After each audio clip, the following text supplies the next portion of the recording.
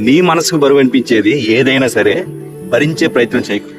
అప్పుడే నీ మనసు తేలిగ్గా ఉంటుంది, నీ బ్రతుకు బాగుంటుంది. చెప్పేది నీకే అర్థమవుతుందా?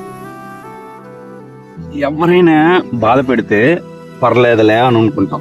ఎవరైనా మోసం చేస్తే సర్లే ఏదో రోజు మారుతారులే అనుకుంటాం. వాళ్ళు పట్టించుకోకపోయినా మనమే దిగజారిపోయి మరీ కరిగిపోతా ఉంటాం వారి విషయంలో.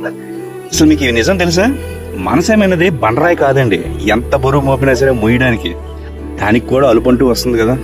ఎప్పుడైనా ఆలోచించారా? నీ మనసుకు బరువు అనిపించే ఏదైనా సరే దాన్ని భరించే ప్రయత్నం మాత్రం చేయకు.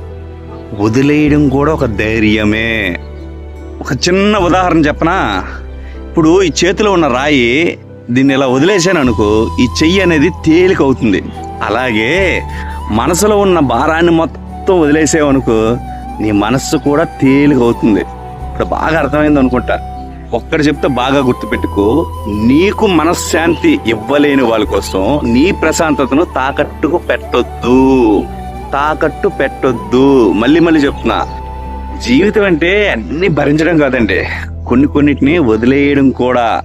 నా అర్థమైతే లైక్ చేసుకోబా. ఉంటా మరి.